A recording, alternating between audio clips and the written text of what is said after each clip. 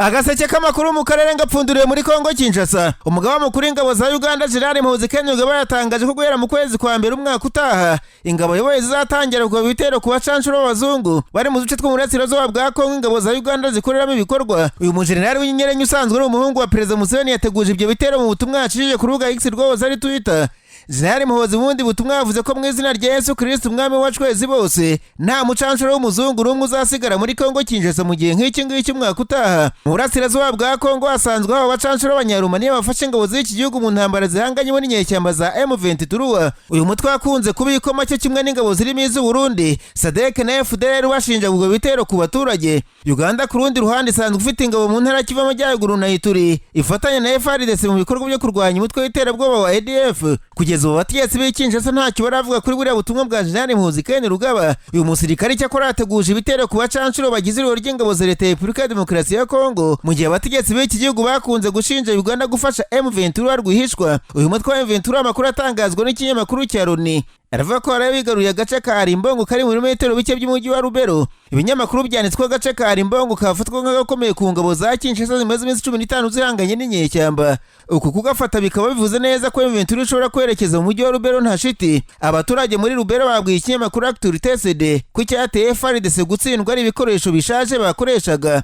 ndetse n'imodoka zaguzwe ku bwa Joseph Kabila zashaje. Bikaba byari bisigaye bizwi ko abasirikare ba Leta ya Kongo bakoresha imodoka za gisivile kandi ngo masasu yarabashiranye baburaho bavana ndi bituma bamanika amaboko. Iki kinyamakuru cyanditswe ingabo za Leta ubu zidashaka kuvuga andi mayeri zaba zishigaje yo kwisubiza Lubero kandi ifatwa ryayo rije nyuma y'Amatembe. Ubu hasigaye kwigarura imijyi ya Butembo. Uyu mutwe wa M23 ukomeje kwigarura uduce mu ntara Kivu Amajyaruguru nyuma y'uko ibiganiro byo guhagarika intambara mu burasirazuba bwa Kongo byanze kuko ubutegetsi bwa Kinshasa bwavuze ko butazaganira n'inyeshyamba bwita umutwe w'iterabwoba. Hagati aho Leta ya Kinshasa yareze uruganda rukora ibikoresho by'ikoranabuhanga rwa Apple mu Burayi irushinja kugura amabuye y'agaciro aba yacukuye mu buryo bunyuranye n'amategeko akezwa mpaka ageze mu ruganda. Ibinyamakuru byanditswe Leta ya Kongo yareze uruganda ishami ryo mu Bufaransa ndetse Reuters yanditswe Leta ya Kinshasa isanga buri gihugu ugomba kugira ibyo buryozwa muri uru rubanza kuko kwiba amabuye ya Kongo byatangiye ubwo bwari buyikoroneje mu kinyejana cya 19. Leta ya Kongo irega Apple gukoresha mu bicuruzwa by'amabuye y'agaciro yacukuye mu buryo bunyuranye n'amategeko. Abanyamategeko ba Kongo muri icyo kirego bavuze ko amabuye y'agaciro ikoresha ava mu birumba inyeshyamba zihonyora uburenganzira bwa muntu.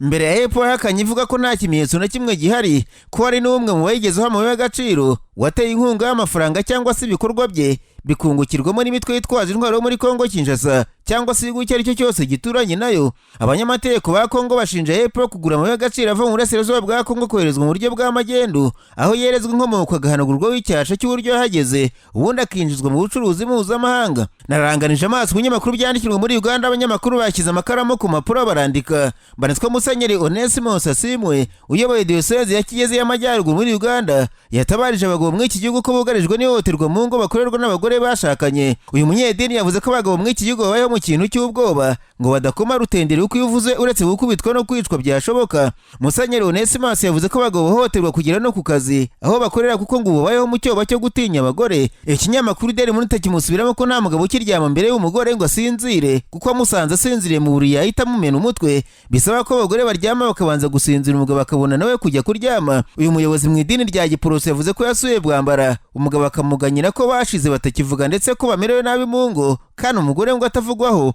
Musenyeri Onesimo Sasimwe avuga ko abagore basigaye bahohotera abagabo kugeza no ku myambaro bambara mu mihanda cyangwa se mu kazi aho bakorera. Atanga urugero rw'abagore bambara bakajya mu kazi amatako yose ari hanze bambaye impenure bakajya imbere y'abagabo uretse kwibaza niba batanumva umuyaga ubazamukamo kuko baba bambaye hafi ubusa. Yavuze ko bene ibi bigeragezo ku bagabo bazabikizwa na Yesu w'i Nazareti gusa.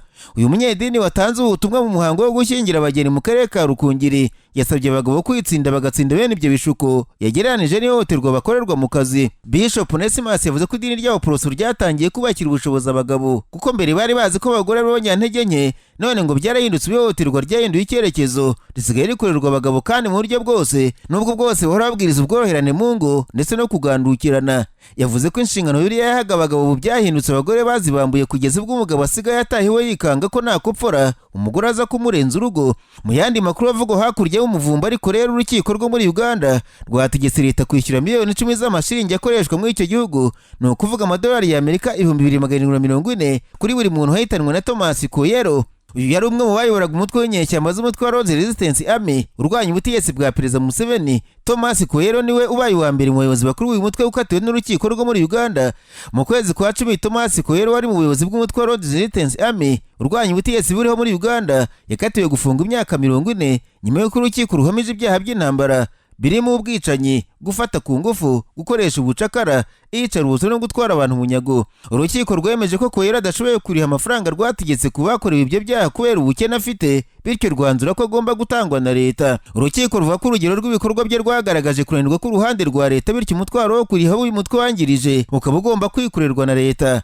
Umutwe wa Lord's Resistance Army washinzwe mu 1990 ugamije guhirika ubutegetsi bwa Perezida Museveni.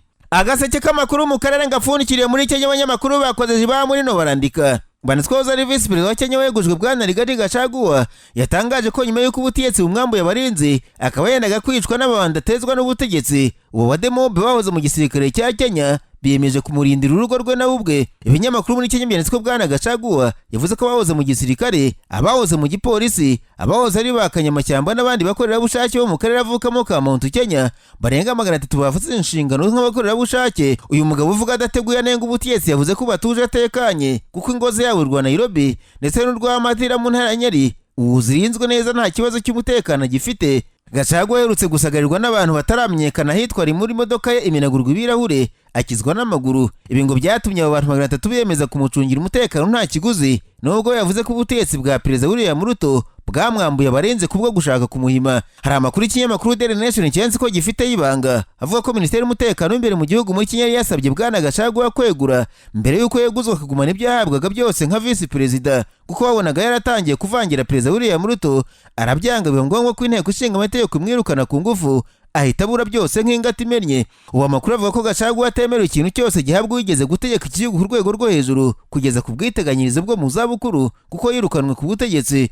Nyamara yagiriwe inama yo kwegura byose akabigumana ndetse ngo yari yanahawe amahirwe yo kuba yahabwa ibimufasha gukora politiki aranga. Aya makuru avuga ko Gachagua yashakaga guhirika Perezida William Ruto no kumunaniza akajya akora akazi ko kwiyamamaza aho kuba umwungiriza wa Perezida. Rigathi Gachagua yavuze ko igitero yagabweho muri Limuru agishyira ku mutwe wa Perezida William Ruto ndetse n'umukuru wa polisi ya Kenya Douglas Kanja kuko aribo bari inyuma y'abashakaga kumwivugana. Ikinyamakuru The Citizen kizwa Gachagua ashinja leta kuko kuva igihe cyose yagabiyeho igitero nta muntu n'umwe uratabwa muri yombi. Umukuru wa polisi ya Kenya yavuze ko Gachagua ari umuntu w'indashima ndetse ngo yananze kumwitaba ngo baganire ku gitero cyari Limuru. Gachagua yavuze ko uyu mukuru wa polisi umwiryaho ari wamufashije kubona kariya kazi kandi ngo nk'umuntu baturanye yakaba ari ku rwego rwo kurinda uhoza ari Vice President.